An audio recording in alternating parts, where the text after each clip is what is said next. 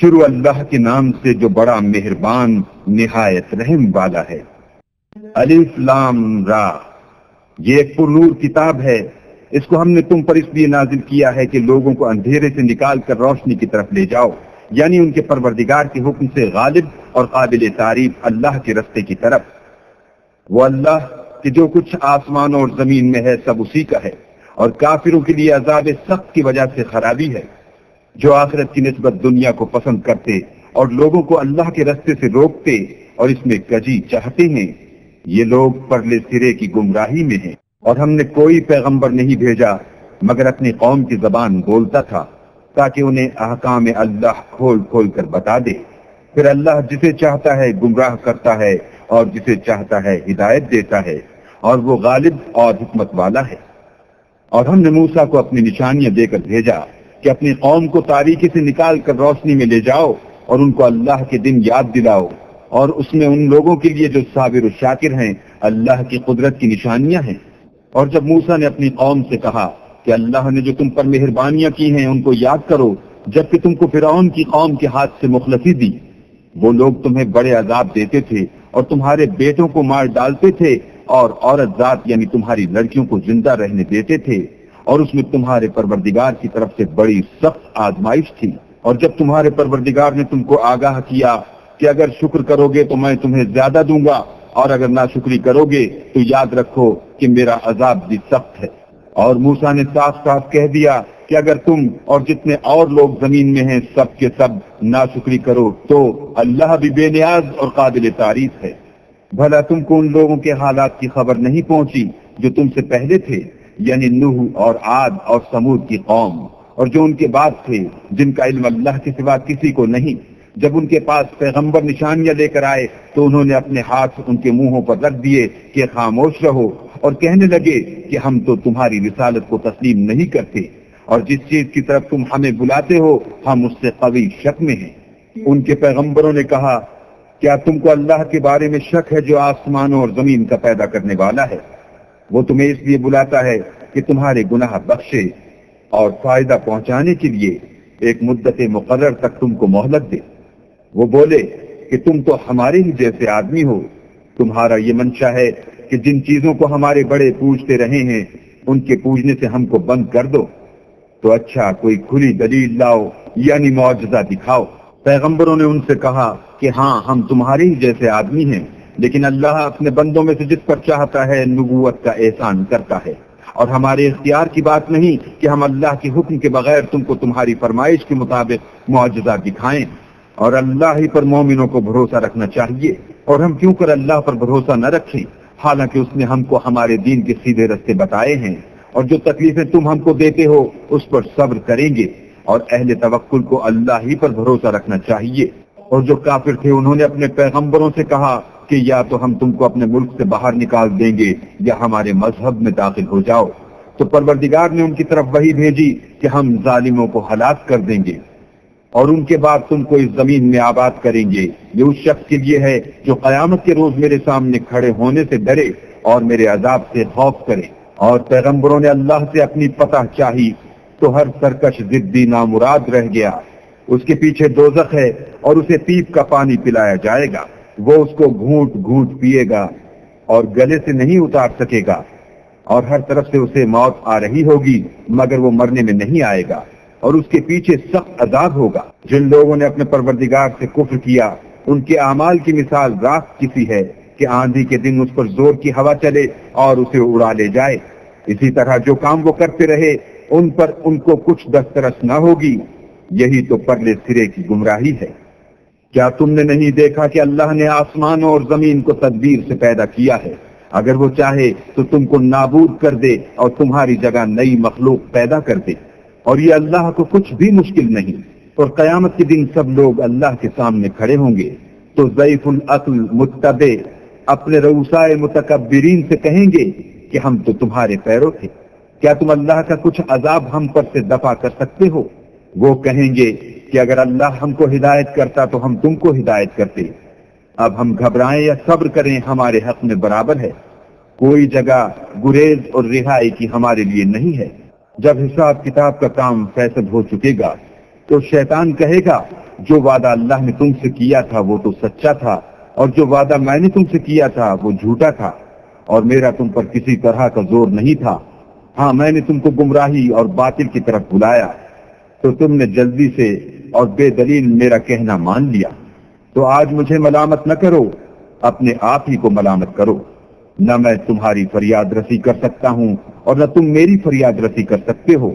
میں اس بات سے انکار کرتا ہوں کہ تم پہلے مجھے شریک بناتے تھے۔ بے شک جو ظالم ہیں ان کے لیے درد دینے والا عذاب ہے، اور جو ایمان لائے اور عمل نیک کیے وہ بہشتوں میں داخل کیے جائیں گے، جن کے نیچے نہریں بہ رہی ہیں۔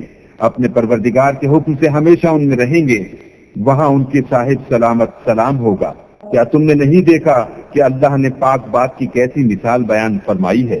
وہ ایسی ہے جیسے پاکیزہ درخت جس کی جڑ مضبوط یعنی زمین کو پکڑے ہوئے ہو اور شاخیں آسمان میں، اپنے پروردگار کے حکم سے ہر وقت پھل لاتا اور میوے دیتا ہو۔ اور اللہ لوگوں کے لیے مثالیں بیان فرماتا ہے تاکہ وہ نصیحت پکڑیں۔ اور ناپاک بات کی مثال ناپاک درخت کسی ہے، نہ جڑ مستحکم نہ شاخیں بلند، زمین کے اوپر ہی سے اکھیڑ کر پھینک دیا جائے، اس کو ذرا بھی قرار و ثبات نہیں۔ اللہ مومنوں کے دلوں کو صحیح اور پکی بات سے دنیا کی زندگی میں بھی مضبوط رکھتا ہے اور آخرت میں بھی رکھے گا۔ اور اللہ بے انصافوں کو گمراہ کر دیتا ہے، اور اللہ جو چاہتا ہے کرتا ہے۔ کیا تم نے ان لوگوں کو نہیں دیکھا جنہوں نے اللہ کے احسان کو ناشکری سے بدل دیا اور اپنی قوم کو تباہی کے گھر میں اتارا؟ وہ گھر دوزخ ہے، سب ناشکرے اس میں داخل ہوں گے اور وہ برا ٹھکانہ ہے۔ اور ان لوگوں نے اللہ کے شریک مقرر کیے کہ لوگوں کو اس کے رستے سے گمراہ کریں۔ کہہ دو کہ چند روز فائدے اٹھا لو، آخر کار تم کو دوزخ کی طرف لوٹ کر جانا ہے۔ اے پیغمبر، میرے مومن بندوں سے کہہ دو کہ نماز پڑھا کریں، اور اس دن کے آنے سے پیشتر جس میں نہ اعمال کا سودا ہوگا اور نہ دوستی کام آئے گی، ہمارے دیے ہوئے مال میں سے در پردہ اور ظاہر خرچ کرتے رہیں۔ اللہ ہی تو ہے جس نے آسمانوں اور زمین کو پیدا کیا اور آسمان سے مہ برسایا، پھر اس سے تمہارے کھانے کے لیے پھل پیدا کیے، اور کشتیوں اور جہازوں کو تمہارے زیر فرمان کیا تاکہ دریا اور سمندر میں اس کے حکم سے چلیں، اور نہروں کو بھی تمہارے زیر فرمان کیا، اور سورج اور چاند کو تمہارے لیے کام میں لگا دیا کہ دونوں دن رات ایک دستور پر چل رہے ہیں، اور رات اور دن کو بھی تمہاری خاطر کام میں لگا دیا، اور جو کچھ تم نے مانگا سب میں سے تم کو عنایت کیا۔ اور اگر اللہ کے احسان گننے لگو تو شمار نہ کر سکو، مگر لوگ نعمتوں کا شکر نہیں کرتے۔ کچھ شک نہیں کہ انسان بڑا بے انصاف اور ناشکر ہے۔ اور جب ابراہیم نے دعا کی کہ میرے پروردگار اس شہر کو لوگوں کے لیے امن کی جگہ بنا دے، اور مجھے اور میری اولاد کو اس بات سے کہ بتوں کی پرستش کرنے لگیں بچائے رکھ۔ اے پروردگار، انہوں نے بہت سے لوگوں کو گمراہ کیا ہے، سو جس شخص نے میرا کہا مانا وہ میرا ہے، اور جس نے میری نافرمانی کی تو بخشنے والا مہربان ہے۔ اے پروردگار، میں نے اپنی اولاد میدان مکہ میں جہاں کھیتی نہیں تیرے عزت و ادب والے گھر کے پاس لا بسائی ہے۔ اے پروردگار، تاکہ یہ نماز پڑھیں، تو لوگوں کے دلوں کو ایسا کر دے کہ ان کی طرف جھکے رہیں، اور ان کو میووں سے روزی دے تاکہ تیرا شکر کریں۔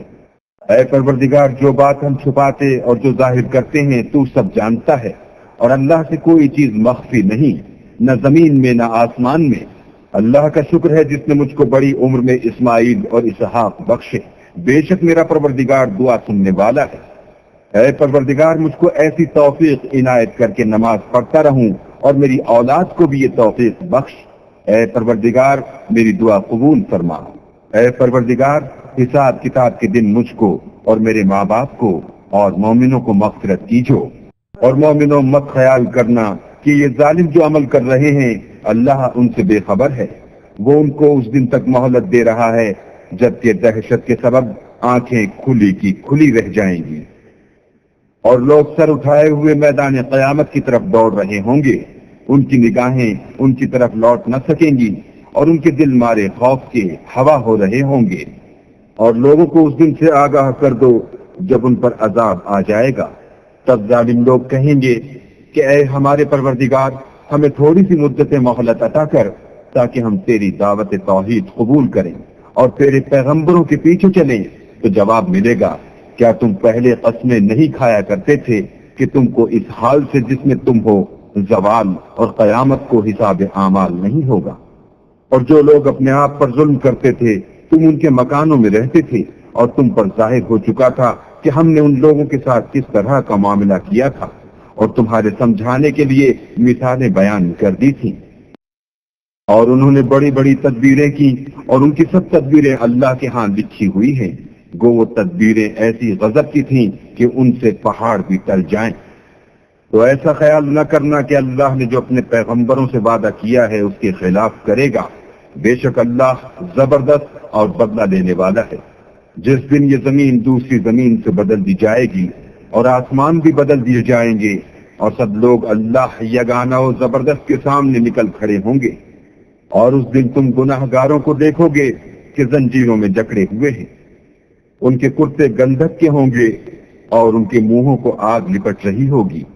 یہ اس لیے کہ اللہ ہر شخص کو اس کے اعمال کا بدلہ دے، بے شک اللہ جلد حساب لینے والا ہے۔